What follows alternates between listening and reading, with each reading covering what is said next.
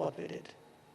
A very collaborative partnership, but if I could ask you, Minister, were there any things that you didn't expect when you became a minister? Were there any surprises? Did you find that there were certain things that looked different when you were Foreign Secretary, but you had a completely different perspective about in terms of the machinery when you're minister? Well, I mean, first of all, I didn't expect to become a minister. So, I mean, that was the first surprise. When I did, look, I had one great advantage, okay?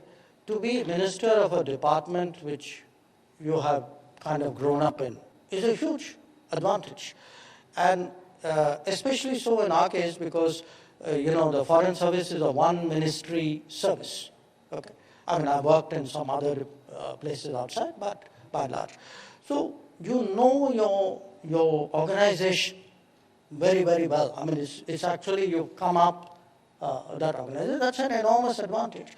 Now, the downside of that is you then also need to liberate yourself from the day-to-days of that organization.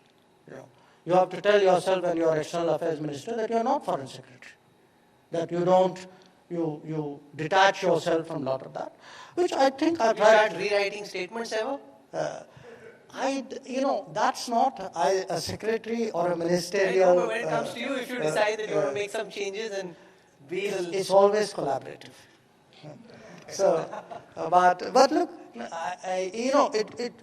the initial days there is a transition, but I think I adjusted to it fairly quickly. And remember, a lot of I was learning new things as a political person. So I also, I couldn't be stuck in my old world. I mean, I had a new world I had entered, and I had a lot of learning out there. So a lot of my interest and energies went into that. So I think that's how I made the transition. Just one, don't be guarded, just one honest answer on a mistake that you thought you made as a minister and a learning of sorts. Why don't you tell me? Because honestly, as I said, the number of times you talk to each other, we are far more interactive than actually you people would imagine. So, I mean, if you're asking me whether decisions you made which you would have revisited, there could be, But they were not my decisions as a secretary or somebody else's decision as a minister. They were our decisions. And that's been very much, I would say, in a way, a hallmark of also the Modi government. I mean, there's a lot of emphasis put on team effort, on, you use sports analogy, okay?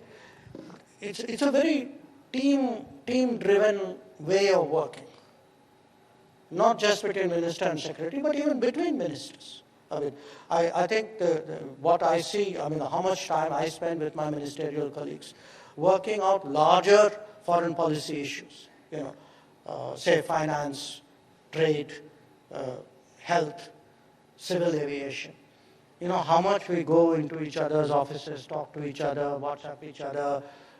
It's actually far more than my recollection of previous governments, but then bear in mind I wasn't the minister, I was at that point the civil servant. One of the most important points Dr. Jaishankar makes in his book, The India Way, and I think that's something which all of us need to reflect on, is that growing up and in our readings, we spend so much time reflecting on what American thinkers in strategy, war, or British thinkers, or German thinkers, maybe recently even Chinese thinkers have been writing, and there's so little reflection on Indian writings, Indian strategy, and you bring that out in your book. And I want to use this opportunity for you to reflect on that larger point, that a lot of our thinking on foreign affairs, strategy, war, typically comes out of the Western world, and not so much out of our reading of the Mahabharata, Ramayana, which you keep going back to in your book, and that's something which I found to be a real eye-opener, and I was wowed by how you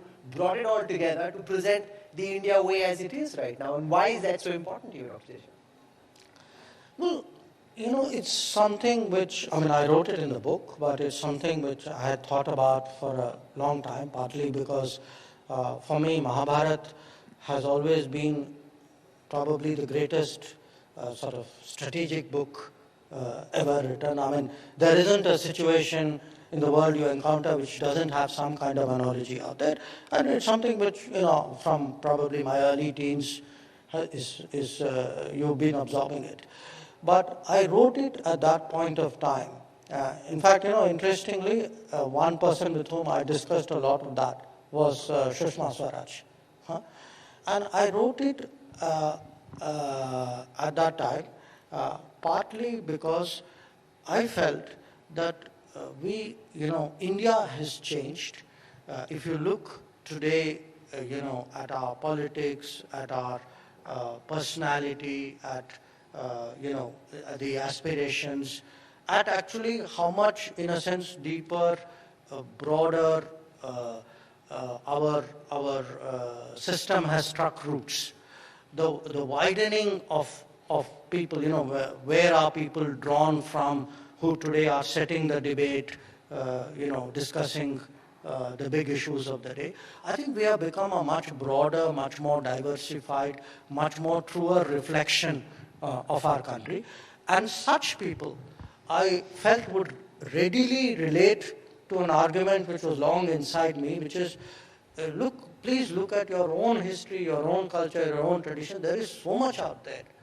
And if you draw on it, you will actually get, because remember, one of the most obvious sort of practices of my trade is to find that analogous situation.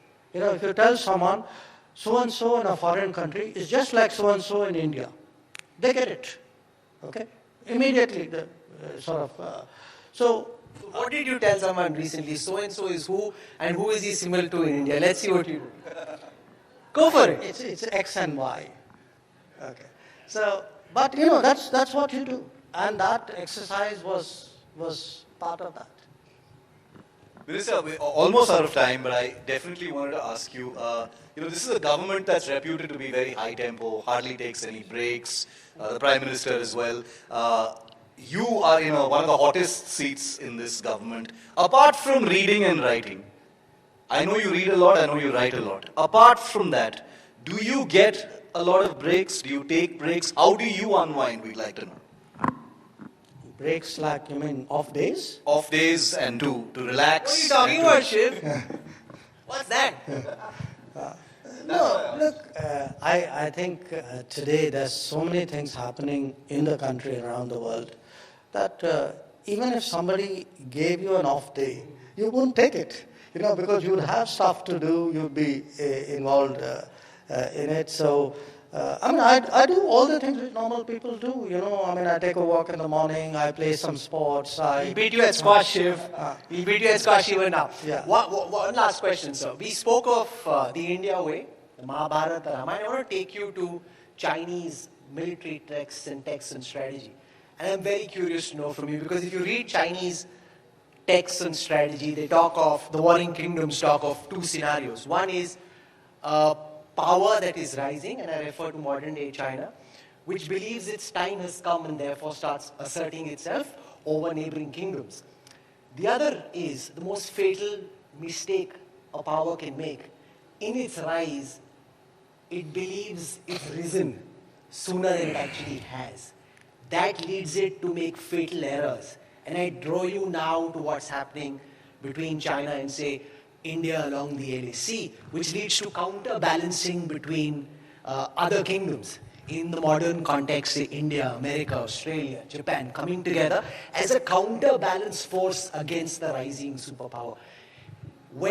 And I want you to look now into the future and tell us, 30, 40 years from now, would China have made the fatal mistake of the warring kingdoms of having believed that its time has come before it actually did? You'll only know that answer 30, 40 years from now. No, first of all, as India, I have a bigger aspiration and frankly a bigger existence than be just counterbalance to other people. Okay?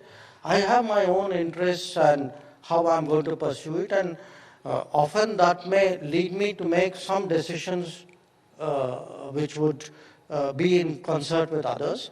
In some cases, it may not be.